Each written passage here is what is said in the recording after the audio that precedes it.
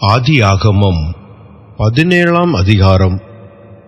ஆபிராம் 99 வயதான போது கர்த்தர் ஆபிராமுக்கு தரிசனமாகி, நான் சர்வ வல்லமையுள்ள தேவன், நீ எனக்கு முன்பாக நடந்து கொண்டு உத்தமனாயிரு.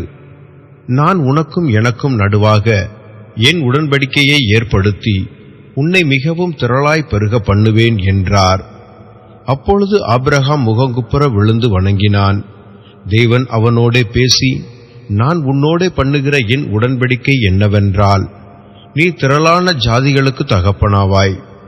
இனி உன் பேர் ஆபிராம் எண்ணப்படாமல் நான் உன்னை திரளான ஜாதிகளுக்கு தகப்பனாக ஏற்படுத்தினபடியால் உன் பேர் ஆபிரகாம் எண்ணப்படும். உன்னை மிகவும் அதிகமாய் பலுக பண்ணி உன்னிலே ஜாதிகளை உண்டாக்குவேன். உன்னிடத்திலிருந்து ராஜாக்கள் தோன்றுவார்கள். உனக்கும் உனக்கு பின்வரும் உன் சந்ததிக்கும் நான் தேவனாயிருக்கும்படி எனக்கும் உனக்கும் உனக்கு பின் தலைமுறை தலைமுறையாக வரும் உன் சந்ததிக்கும் நடுவே என் உடன்படிக்கையை நித்திய உடன்படிக்கையாக ஸ்தாபிப்பேன். நீ பரதேசியாய் தங்கி வருகிற கானான் தேசம் முழுவதையும் உனக்கும் உனக்கு பின்வரும் உன் சந்ததிக்கும் நித்திய சுதந்திரமாக கொடுத்து நான் அவர்களுக்கு தேவனாயிருப்பேன் என்றார்.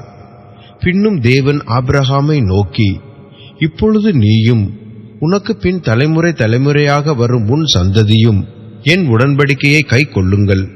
எனக்கும் உங்களுக்கும் உனக்கு பின்வரும் உன் சந்ததிக்கும் நடுவே உண்டாகிறதும் நீங்கள் கை கொள்ள வேண்டியதுமான என் உடன்படிக்கை என்னவென்றால், உங்களுக்குள் பிறக்கும் சகல ஆண் பிள்ளைகளும் விருத்த சேதனம் பண்ண வேண்டும். உங்கள் நுனித்தோலின் மாம்சத்தை விருத்த சேதனம் பண்ண கடவீர்கள். அது எனக்கும் உங்களுக்குமுள்ள உடன்படிக்கைக்கு அடையாளமாயிருக்கும். உங்களில் தலைமுறை தலைமுறையாக பிறக்கும் ஆண் பிள்ளைகளையெல்லாம் 8ஆம் நாளிலே விருத்த சேதனம் பண்ணப்பட வேண்டும். வீட்டிலே பிறந்த பிள்ளையும் உன் வித்தில்லாத அந்நியனிடத்தில் பணத்திற்கு கொல்லப்பட்ட எந்த பிள்ளையும் அப்படியே விருத்த சேதனம் பண்ணப்பட வேண்டும். உன் வீட்டிலே பிறந்த பிள்ளையும் உன் பணத்திற்கு கொல்லப்பட்டவனும் விருத்த சேதனம் பண்ணப்பட வேண்டியது அவசியம். இப்படி என் உடன்படிக்கை உங்கள் மாம்சத்தில் நித்திய உடன்படிக்கையாக இருக்க கடவது.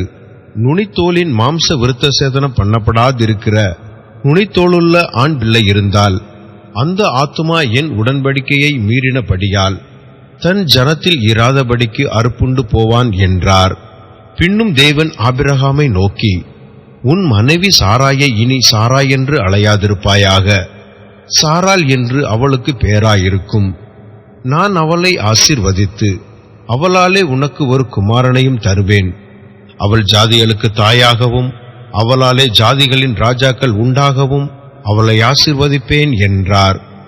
அப்பொழுது ஆபிரகாம் முகங்குப்புற விழுந்து நகைத்து, 100 வயதானவனுக்கு பிள்ளை பிறக்குமோ, 90 வயதான சாராள் பிள்ளை பெறுவாளோ என்று தன் இருதயத்திலே சொல்லிக்கொண்டு, இஸ்மவேல் உமக்கு முன்பாக பிழைப்பானாக என்று ஆபிரகாம் தேவனிடத்தில் விண்ணப்பம் பண்ணினான்.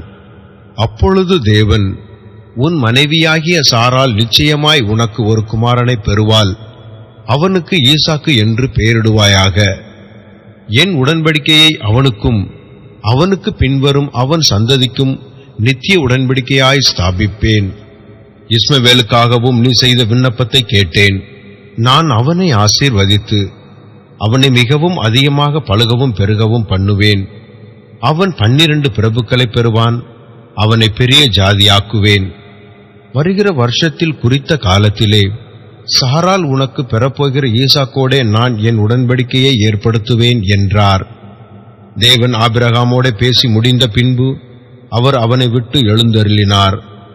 அப்பொழுது ஆபிரகாம் தன் குமாரனாகிய இஸ்மவேலையும் தன் வீட்டிலே பிறந்த யாவரையும் தன் பணத்திற்காக கொண்ட அனைவருமாகிய தன் வீட்டிலுள்ள ஆண் பிள்ளைகள் எல்லாரையும் சேர்த்து தேவன் தனக்கு சொன்னபடி அவர்கள் நுனித்தோலின் மாம்சத்தை அந்நாளிலே தானே விருத்த சேதனம் பண்ணினான்.